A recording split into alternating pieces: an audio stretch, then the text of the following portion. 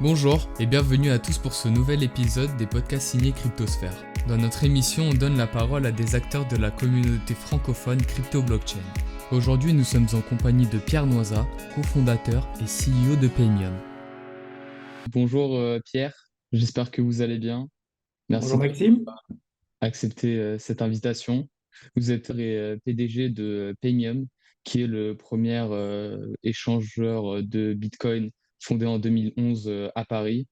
Et vous êtes meilleur que moi pour vous présenter, donc je vous laisse vous présenter. Oui, c'est effectivement le début de mon engagement, je dirais, à temps plein dans l'univers Bitcoin, hein, la fondation de la société Paymium, qui reste aujourd'hui le premier exchange français chronologiquement. Je dirais aussi par la taille, puisque en fait, les plateformes sont développées à l'étranger, mais on reste quasiment les seuls avec un nombre de clients significatif en France. Puisque les autres sont des concurrents américains, voire chinois. Donc ça, c'est depuis 2011, effectivement, que je me consacre à Bitcoin. Pourquoi? Parce qu'avant, j'avais un intérêt pour la cryptographie et les questions monétaires, et que donc, quand Bitcoin est arrivé, j'ai été immédiatement convaincu par le potentiel de l'invention. Après, en 2011, ce qui s'est passé, c'est que le réseau commençait à tourner de manière tout à fait correcte, fiable. Il y a eu les premières bulles, comme on dit, de valeur du Bitcoin, hein, puisqu'il a à ce moment-là dépassé le seuil des 1 dollar en 2011, voire 10 après, assez rapidement. Donc, forcément, c'était beaucoup plus facile de se dire il y a matière à construire un business autour de cette invention. Et le business le plus naturel à l'époque, c'était l'exchange parce que c'était relativement difficile de s'en procurer à l'époque. Aujourd'hui, c'est beaucoup plus facile. Mais voilà, donc je fais partie, on va dire, des pionniers de l'écosystème. Comment vous avez découvert Bitcoin? Bitcoin, ça s'est propagé sur Internet à partir d'une mailing list. Donc, effectivement, moi, j'ai récupéré le white paper à cette époque-là parce que j'étais présent sur ces mailing lists. Je recevais donc périodiquement des news et la discussion autour d'un réseau sans autorité centrale, d'un réseau décentralisé, donc administré de manière décentralisée. C'est une recherche qui existait depuis plusieurs années. C'était quelque chose de souhaitable pour beaucoup et dont je faisais partie parce que effectivement, l'administrateur, on s'en souvient, même un réseau d'entreprise, c'est quelqu'un qui exerce un contrôle sur ce qu'on peut faire. Et donc, c'est séduisant de se dire, il y a possibilité peut-être de faire autrement avec un réseau décentralisé. Donc, quand Bitcoin est arrivé, ça répondait à cette problématique de construire un réseau décentralisé. Donc, ça a immédiatement accroché mon intérêt, comme beaucoup d'autres d'ailleurs à l'époque. Après, on n'était pas certain que tout ça allait marcher. Et puis, à partir de 2009, donc, ça a commencé à marcher. Et puis, comme je disais, à partir de 2011, on a vu que il y avait une adoption qui se faisait parce que les journalistes commençaient à en parler. En fait, à partir de 2011, il y a eu un article dans Forbes Magazine en particulier, qui a été, à ma connaissance, le premier article grand public sur Bitcoin. Ça devait être en mars de mémoire. Et donc, à partir de là, il était vraiment certain que tout ça allait être quelque chose de concret et de prometteur. Mm. Et je me disais à l'époque, lorsque vous avez fondé Paymium, comment ça s'est passé avec les régulateurs, etc. Est-ce que vous avez eu des problèmes comme aujourd'hui, comme certaines compagnies ont? Est-ce qu'à cette époque-là, vous en aviez encore? Vous en aviez déjà? Alors non, parce qu'à l'époque, ce n'était pas régulé. Donc, on ouvrait un compte bancaire dans une banque pour recevoir des fonds des clients. Et la banque ne savait même pas de quoi on parlait, en fait, puisqu'ils n'avaient aucune connaissance de Bitcoin. Ils ne savaient même pas que ça existait.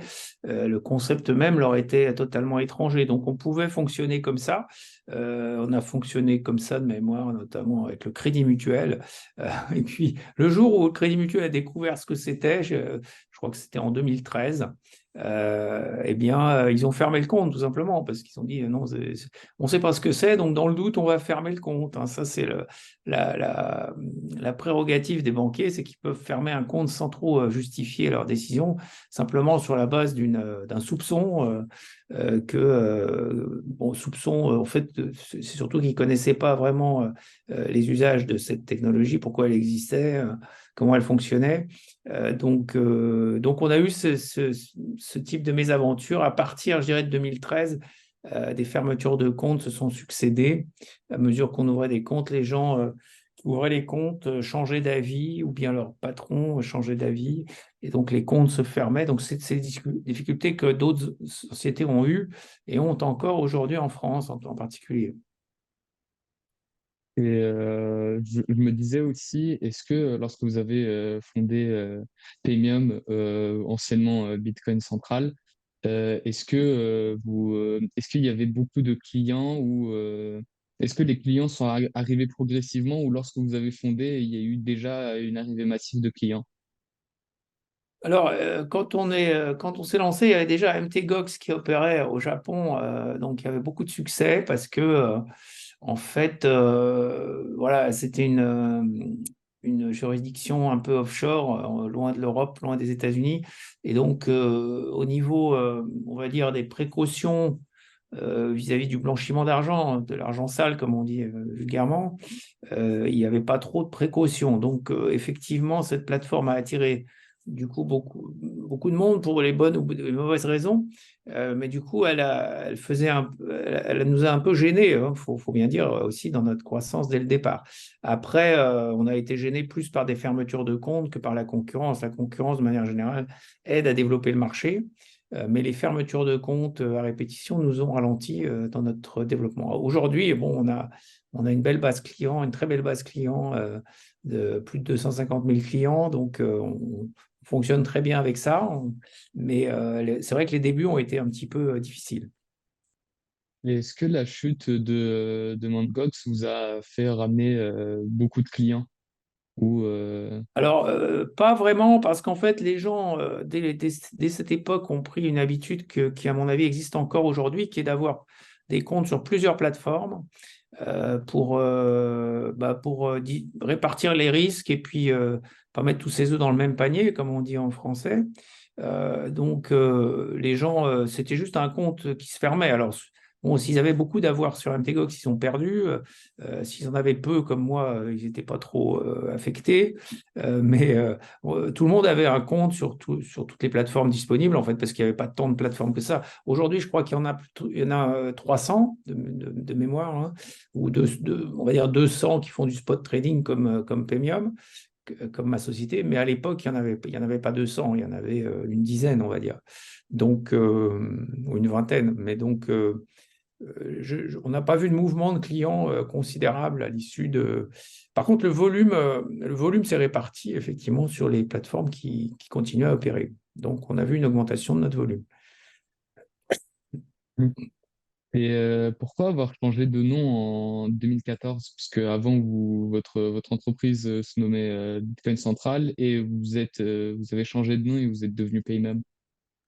Oui, c'est une très bonne question. Bah, Bitcoin Central, on a considéré que c'était pas forcément un nom excellent parce qu'il y avait le mot central dedans, ce qui est un peu paradoxal pour un réseau décentralisé.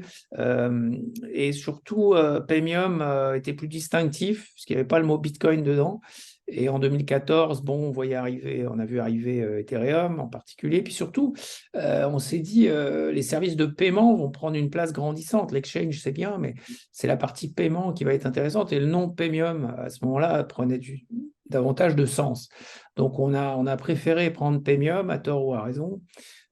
Et aujourd'hui, on est très content de ce choix. Enfin, on a établi une marque du coup depuis maintenant 10 ans. Donc je pense que c'est pas mal pour une petite entreprise d'avoir une marque qui est un peu installée, on va dire. Mm. Et je me disais, quels étaient les principaux défis que vous avez rencontrés en tant qu'entrepreneur, surtout avec Paymium? Le défi qui reste à l'ordre du jour hein, aujourd'hui, c'est quand même de faire signer de nouveaux clients hein, de manière régulière. On a besoin d'un flux de clients entrants parce que, comme vous le savez, les gens achètent par exemple des bitcoins pour les garder, hein, comme une épargne, une protection contre l'inflation. Ça veut dire qu'ils ne vont pas les revendre, ils ne vont pas faire beaucoup de ce qu'on appelle d'aller-retour. D'ailleurs, on peut leur conseiller à ceux qui veulent profiter vraiment de la hausse du bitcoin de garder les bitcoins plutôt 3 ou 4 ans avant de les revendre, s'ils doivent les revendre d'ailleurs. Il vaut mieux garder des bitcoins que des euros. Mais du coup, ça nous oblige à chercher de nouveaux clients, hein, puisque comme il n'y a pas beaucoup de flux, une fois que les clients ont acheté leur premier bitcoin, où ils ont placé leur épargne, eh bien, il faut trouver de nouveaux clients. Et donc ça, c'est un défi parce que depuis 2014, ben, la concurrence s'est développée. Hein. Comme je disais, il y a à peu près 200 plateformes dans le monde. Donc il faut être présent sur les réseaux pour être visible. Hein. Sinon, on est un peu invisibilisé. Donc c'est un peu ça le challenge, c'est pas dépenser trop d'argent en publicité, mais en même temps essayer de se faire connaître du plus grand nombre. Et vous êtes en train de vouloir toucher quel type de marché? Un marché européen, un marché mondial? Ah oui, on a clairement un focus Europe parce que on est régulé, supervisé en Europe. Si on voulait, par exemple, opérer aux États-Unis, on tomberait sous le coup de la régulation américaine et des contraintes qui vont avec. Donc, c'est encore un autre investissement. Donc, aujourd'hui, on considère qu'il y a suffisamment à faire en Europe, hein, qui est un énorme marché de 500, plus de 500 millions de résidents. Donc, je crois qu'il y a de quoi faire. En plus, on est au tout début de l'adoption de Bitcoin. Donc, les chiffres vont forcément augmenter hein, dans les années qui viennent. Donc, on considère qu'il y a assez à faire avec l'Europe. Voilà. Donc, on a un focus Europe et on n'envisage pas d'aller en Asie ou en Amérique à ce stade-là. Mm. Et je me disais, est-ce que vous avez des anecdotes ou des moments qui vous ont marqué dans votre parcours professionnel? Oui, ben, c'est vrai que l'affaire MTGOX dont on parlait tout à l'heure fait partie des événements dans l'écosystème qui effectivement dont on se souvient, on va dire. Après, il y a de meilleurs souvenirs. D'ailleurs, ce qui s'est passé hier avec l'adoption des ETF, c'est plutôt là pour le coup, ça restera un souvenir, mais c'est un souvenir plutôt positif.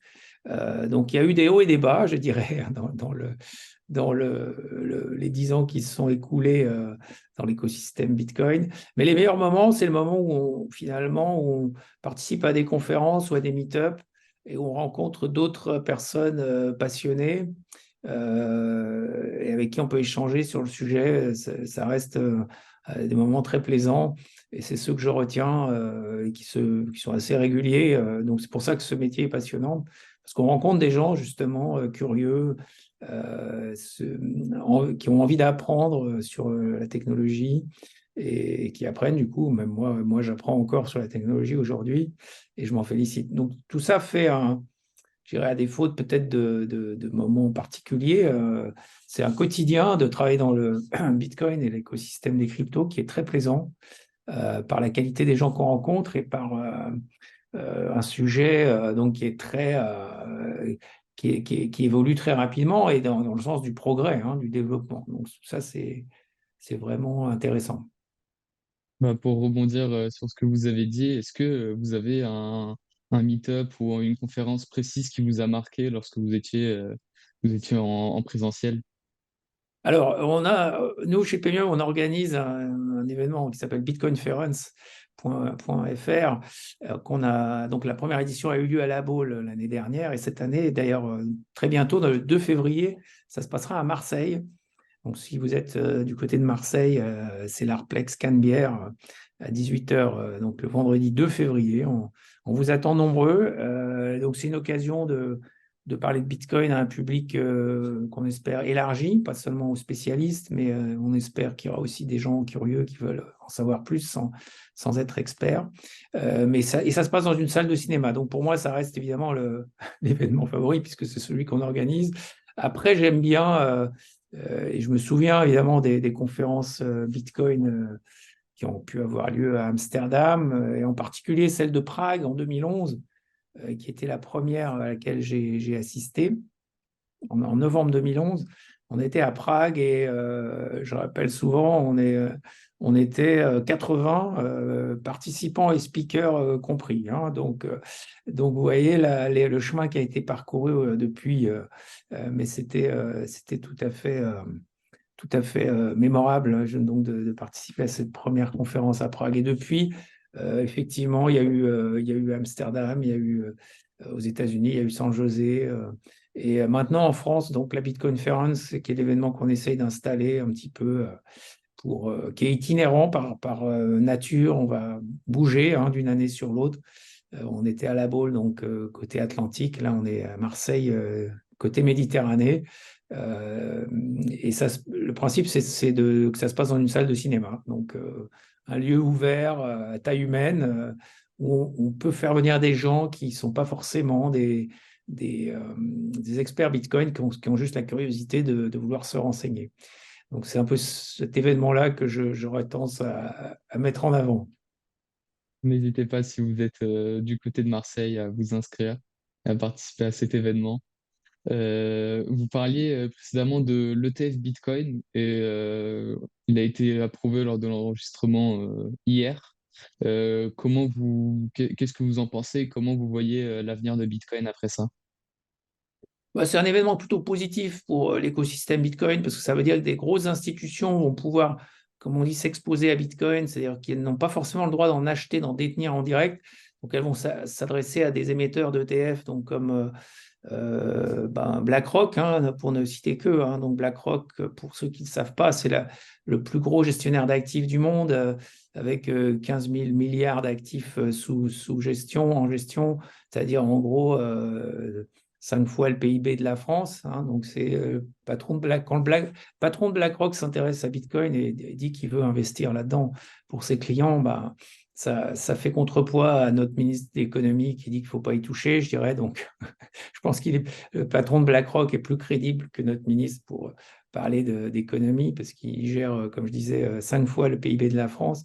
Donc, que font ces émetteurs? Bah, ils émettent du papier, hein, qui représente des bitcoins, mais ce qui est important de savoir, c'est qu'ils doivent détenir les bitcoins qui correspondent à leurs ETF, aux ETF qu'ils ont émis et qu'ils ont vendus. Donc, pour chaque ETF Bitcoin qui est émis, il y a des Bitcoins en réserve. Donc, ça veut dire que ces émetteurs, ces gestionnaires d'actifs comme BlackRock vont acheter des Bitcoins pour le compte de leurs clients.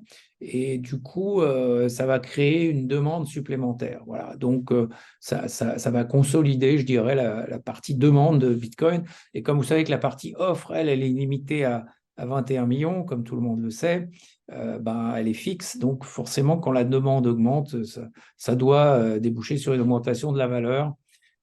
Mais pour moi, c'est ça la côté bonne nouvelle. Après, moi, je considère que le vrai enjeu pour Bitcoin, c'est de trouver sa place comme réseau de paiement. Et c'est ce qu'il est en train de faire grâce à Lightning, grâce aux avancées technologiques. Donc, pour moi, c'est plus important que l'ETF. Mais l'ETF, c'est un retentissement auprès du grand public, évidemment, beaucoup plus facile et beaucoup plus grand que la technologie qui reste un peu ardue pour le grand public.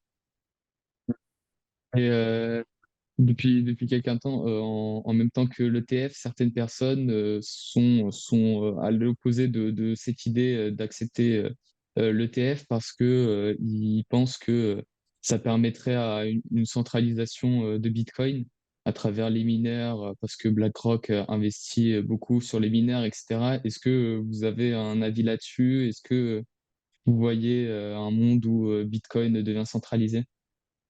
Ouais, je ne pense pas que les ETF changent grand-chose. Si BlackRock voulait acheter des bitcoins, ils pourraient en acquérir beaucoup et ils auraient de facto une position forte dans l'écosystème, comme un peu MicroStrategy de Michael Saylor, hein, qui en a acquis beaucoup aussi. Il a un poids. Mais ce qu'il y a de bien avec Bitcoin et le minage aussi, d'ailleurs, c'est qu'il n'y a pas de. S'il y a une centralisation temporaire, elle n'est jamais. Il y a toujours des contre-mesures. Hein. À un moment, tout le monde est obligé de vendre. À un moment, les mineurs sont obligés de vendre pour payer les factures d'électricité. Donc, ça fait qu'ils ne concentrent pas toute la création monétaire. Il la redistribue quand ils payent parce qu'ils doivent vendre pour payer les factures d'électricité. Et BlackRock, il achète, mais c'est pour le compte de clients qui, de la même façon, doivent payer des factures. Donc, à un moment, doivent revendre. Donc, je suis pas inquiet. Ça va créer des flux et c'est le flux qui fait la valeur d'un réseau. Je n'ai pas du tout d'inquiétude sur l'aspect centralisation. Je pense que l'ETF ne change rien. Avant, il y avait déjà la possibilité pour des gros acteurs d'accumuler. MicroStrategy, encore une fois, l'a fait avec succès d'ailleurs. Et euh, je ne pense pas que ça change grand-chose. Il y aura toujours c'est comme sur Internet, j'ai envie de dire. C'est pas parce qu'il y a des gros acteurs, il y a les GAFAM sur Internet. C'est pas pour ça qu'Internet est un réseau centralisé. Il n'y a toujours pas de CEO d'Internet. Et c'est de la même façon, il n'y aura pas de CEO de Bitcoin, même s'il y a des acteurs de taille inégale. C'est vrai, il y a des particuliers, il y a des grosses institutions, mais ça, c'est déjà vrai sur n'importe quel réseau, surtout sur le web, hein, on le voit, mais je ne vois pas pourquoi sur Bitcoin, ça n'arriverait pas. Et ça n'empêche pas le web d'être utile et d'être décentralisé. Et ça n'empêchera pas Bitcoin d'être utile et d'être décentralisé. On parlait de l'avenir de Bitcoin et je voulais plus savoir quel est l'avenir de Paymium. Quelles sont les prochaines étapes? Qu'est-ce que vous voyez dans votre boule de cristal, comme on dit? Alors nous, on n'a pas de boule de cristal, mais par contre, on a une stratégie qui est clairement de coller à la croissance de l'écosystème Bitcoin, qui est une croissance lente. C'est-à-dire que contrairement aux startups du web, qui ont pu connaître d'ailleurs des bulles hein, dans les années 2000, et on considère que quand on investit dans une startup du web, il faut qu'elle fasse, qu'il y ait de la traction, comme disent les VC, hein, les gens qui font du capital risque, il faut qu'il y ait de la traction, il faut qu'ils génèrent tant de croissance chaque année, etc., etc. Nous, on dit ça sert à rien de s'exciter, c'est l'écosystème Bitcoin qui dicte le tempo, c'est pas la petite startup, même la grosse d'ailleurs, même Coinbase ou d'autres n'ont aucun moyen de faire vraiment bouger Bitcoin. Bitcoin est devenu trop gros pour qu'une seule société fasse bouger le rythme de croissance de Bitcoin. Donc c'est une croissance lente. Je dis toujours un réseau peer-to-peer comme Internet, ça a mis 30 ans à arriver vraiment à maturité, hein, en gros. Et Bitcoin, c'est sans doute la même trajectoire. Ça fait 15 ans maintenant que Bitcoin existe. Donc, on est, je dirais, à mi-chemin. On est un peu au milieu du gué. Mais ce qui est, à mon avis, ce qui serait une erreur, c'est d'imaginer que parce qu'on investit, parce qu'on passe de 20 à 200 personnes, on va tout de suite, le marché va suivre.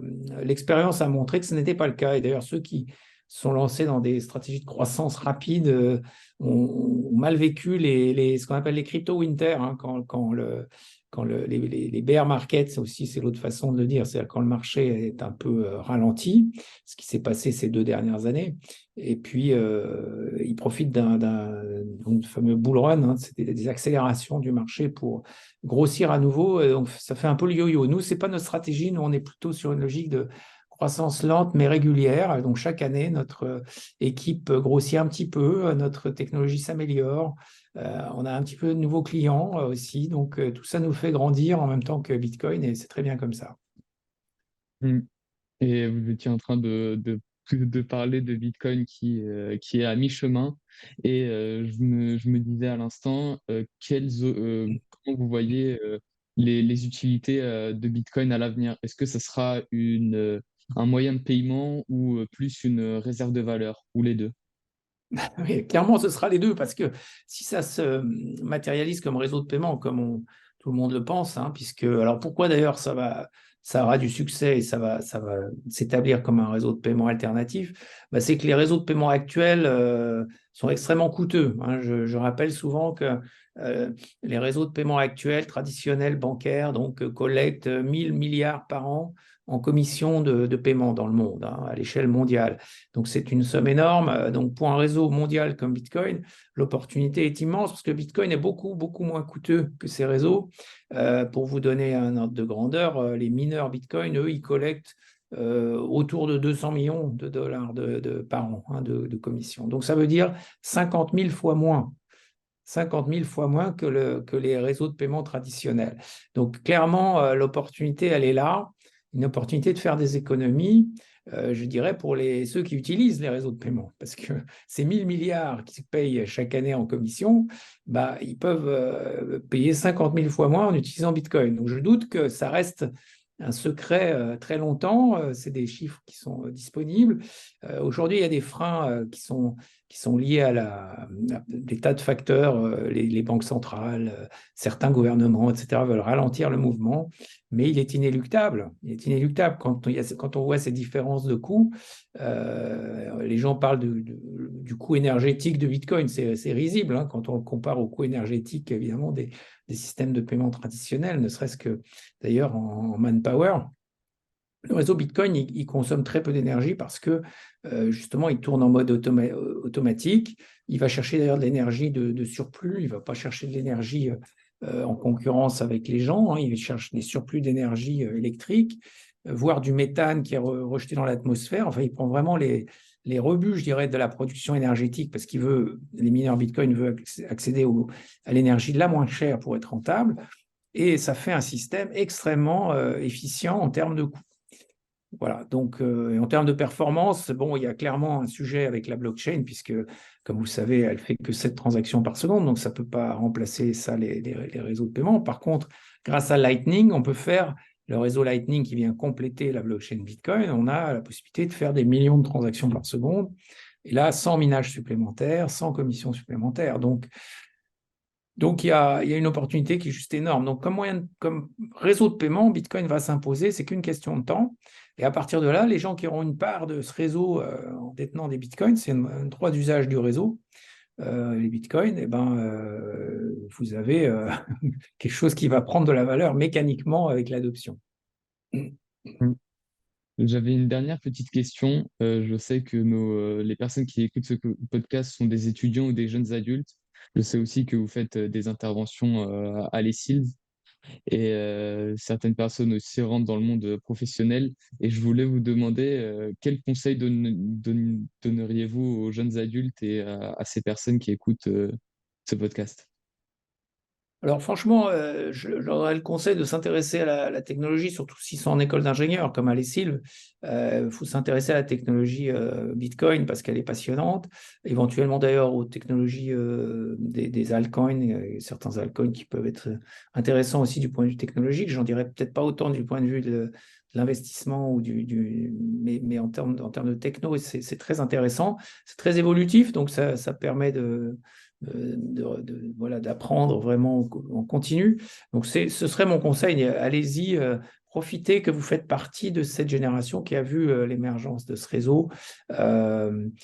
En plus, il est très complémentaire de ce qu'on appelle l'intelligence artificielle, l'IA, parce que comme la blockchain fonctionne en mode automatique, finalement, c'est un robot qui fait c'est un robot qui fait le rôle d'une banque centrale et d'un système de paiement, mais c'est un robot, hein, le réseau Bitcoin. Et il est donc très, très naturel de faire le lien avec l'intelligence artificielle. Donc, je pense que ce sont les deux grands sujets pour votre génération. L'intelligence artificielle, c'est-à-dire en gros l'exploitation des données générées par ces réseaux avec des algorithmes. Et puis, la blockchain, je crois que c'est les deux grandes mutations technologiques que vous pouvez vivre en tant qu'étudiant et en tant que jeune professionnel. Donc, je crois qu'il faut en profiter et pas se tromper. J'ai envie de dire, allez-y, parce qu'il y a de quoi faire, il y aura de quoi faire. Il y aura certainement il y a un gisement de valeur qui est énorme, hein, comme je l'ai dit à propos de Bitcoin. Donc, c'est des économies de coûts. Donc, c'est 1000 milliards à récupérer qui sont aujourd'hui dépensés dans des commissions de paiement. Et dans ce qui concerne l'IA, c'est des économies aussi de temps, hein, essentiellement. Donc là aussi, une énergie énorme qui va être libérée. Ce qui veut dire, qui dit économie de temps ou d'énergie, c'est ce qu'on appelle la création de richesse en économie. Hein. Donc ça veut dire des emplois intéressants et sans doute bien payés. Oui. En tout cas, merci beaucoup, Pierre. C'était un Merci, plaisir de Maxime. te voir aujourd'hui et à bientôt. À bientôt.